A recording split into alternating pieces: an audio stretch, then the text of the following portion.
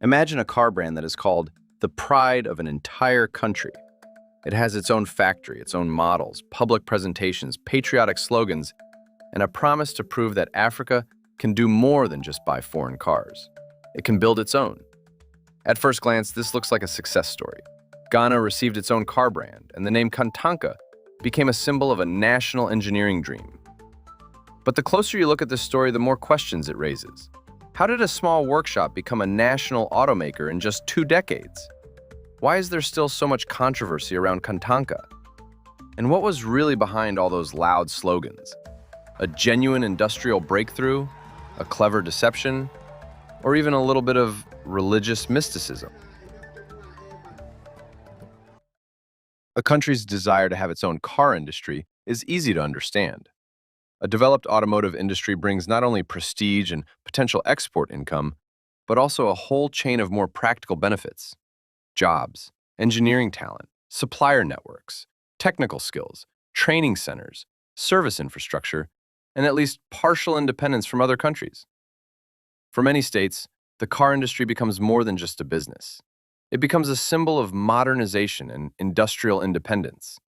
If we leave aside the giant corporations that built their businesses long ago and under completely different conditions, a country that wants to create its own automotive industry has several possible paths. It can buy a license, a production line, and the documentation for an already existing model, then gradually adapt it to local conditions. It can begin with knockdown assembly of imported cars and slowly increase local content. Or it can try to create its own brand, almost from scratch. The first path is faster and safer. A good example is Iran, which I have already covered in one of my previous videos. Its famous Paykan began as a licensed version of the British Hillman Hunter, but over time it became a true national car. The path of creating your own brand is much harder, especially when the car is not just a product, but also a symbol of independence.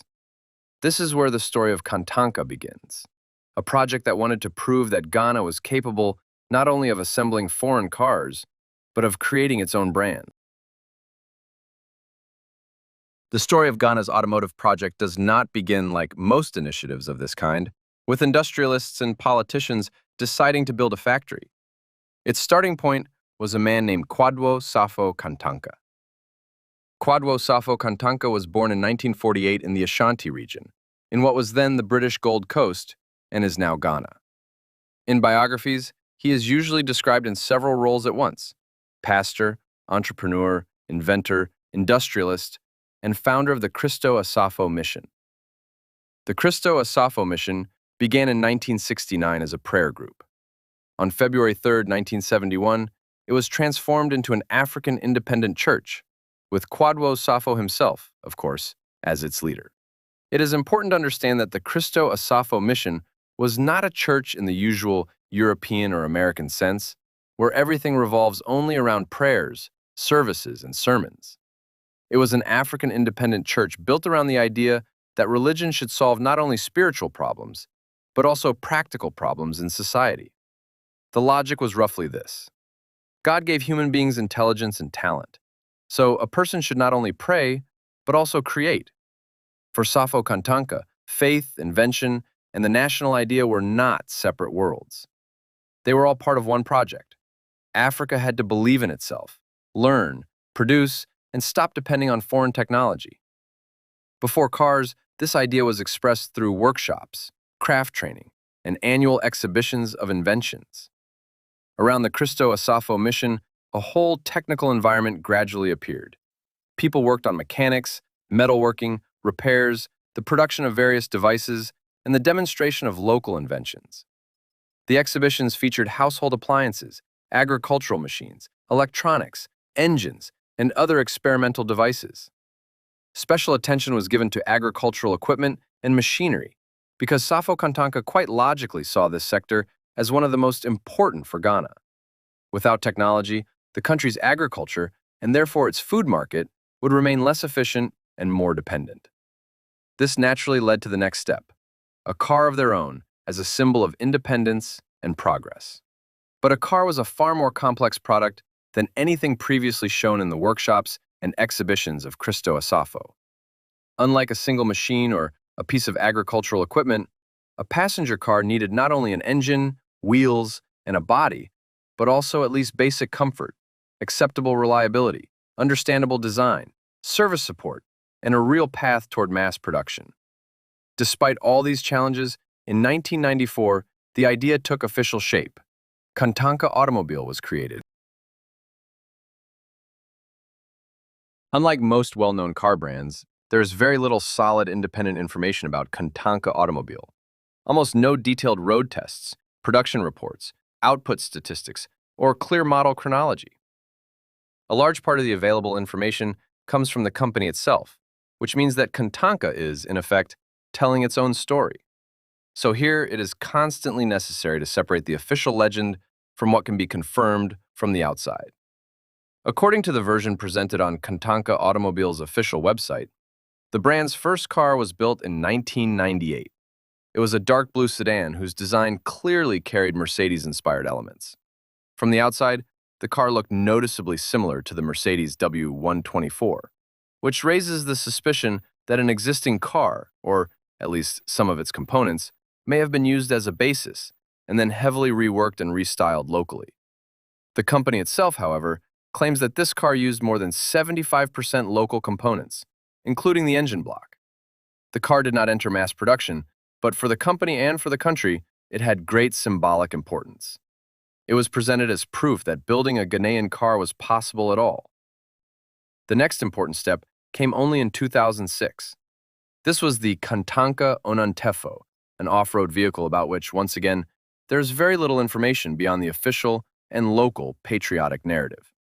According to this version, it was an attempt to create a vehicle for African conditions, a four-wheel drive machine for bad roads, rural areas, and local realities. Around the Onantefo, the emphasis was placed on the idea that critics had not believed in the project's success. The message was roughly this: a sedan might still be assembled, but a proper 4x4 would be too complex. After the Onantefo appeared, it was presented as another proof of Safo Kantanka's technical talent. It was also claimed that many parts and components were locally produced, while the body was assembled by hand in workshops connected with the Kristo Asafo movement. There was also one amusing claimed feature. The Onantefo supposedly had a voice warning system. The car would tell the driver to check the water, oil, brake fluid, and tires, wish them a safe journey, and when reverse gear was engaged, warn pedestrians by voice to move aside. This fits the Kantanka story rather well because there was always an element of technical showmanship in it, not just dry engineering. Despite all these claims, the Onantefo also did not become a mass-produced vehicle. It is not even clear how many of them were actually built. So at this stage, it is still too early to speak of full-scale production. This was still more a demonstration of capability than a car business in the usual sense. After that, the individual models and the exact order in which they appeared are not so important. First, their names would not mean much to most viewers anyway. Second, reconstructing this chronology without mistakes is almost impossible. Different sources present it differently, and many of the cars seem to have existed more as exhibition pieces than as fully fledged production models. Something else is much more important. By the early 2000s and 10s, Kantanka continued to regularly show new vehicles.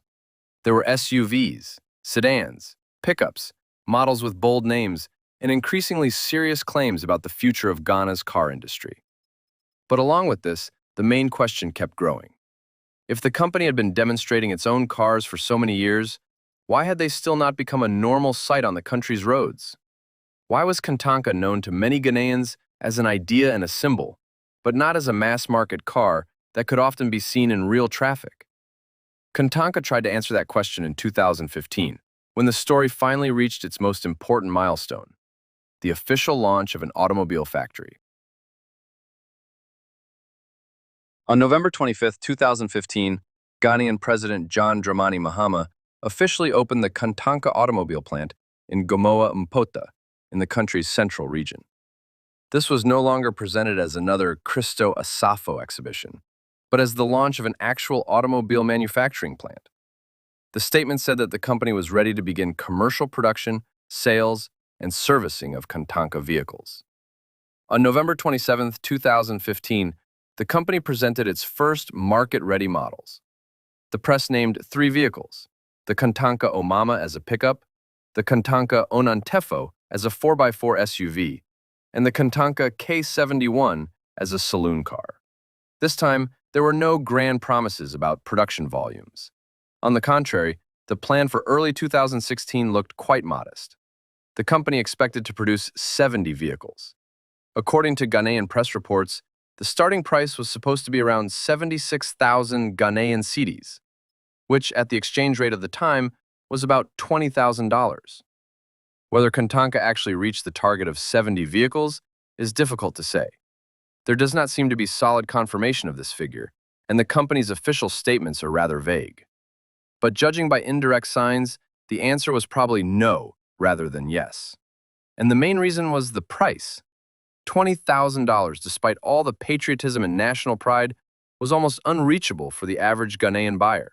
And $20,000 was only the starting price. Some models cost around $35,000.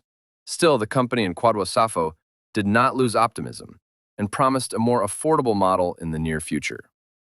But almost immediately, uncomfortable questions began to appear around the Ghanaian cars. The production Kantankas looked far too much like Chinese vehicles, only with different badges.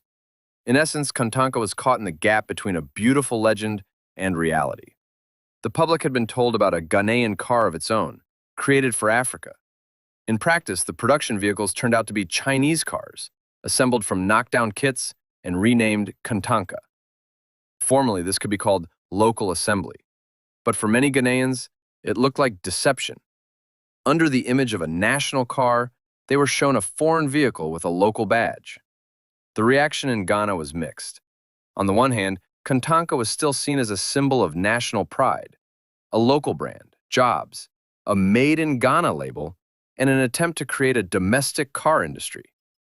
So there were calls to support the brand, buy its vehicles for state institutions, use them in the police, the army, and diplomatic services, and generally help the company at the state level. But the skeptics had a simple and very uncomfortable question. If the car arrived as a Chinese knockdown kit and was only assembled in Ghana and decorated with a local logo, how honest was it to call it Ghanaian? Especially after earlier claims about a vehicle created specifically for Ghanaian and African conditions. The price made the situation even more irritating. This domestic car could cost much more than its Chinese equivalent, even after taking delivery to Ghana into account. Even so, Kantanka did manage to establish serial assembly in some form. The scale, however, remained microscopic. In 2020, the company claimed that since 2017, it had produced and sold around 1,000 vehicles under the local brand. But these figures are also difficult to verify, because once again, they mostly come from Kantanka itself. Today, Kantanka still exists. The company has a website, a showroom, service support, current models, and the same patriotic image of a Ghanaian car brand. But it never became a mass-market national car. Kantanka did not fill Ghana's roads, did not become a local Toyota, and did not turn into a major exporter. At the same time, the idea of an automotive industry in Ghana did not disappear. On the contrary, the country began developing vehicle assembly in a more conventional way, through national automotive policy, tax incentives, and the attraction of major foreign manufacturers. Projects involving Volkswagen, Nissan, Toyota, Suzuki, Peugeot, Hyundai, and other companies began appearing in Ghana. In 2025, Kwadwo Safo Kantanka himself died, the founder, pastor, inventor, and the man around whom the entire legend of the brand had been built. After his death, Kantanka remained less a major car manufacturer than a monument to a very unusual dream that almost became reality.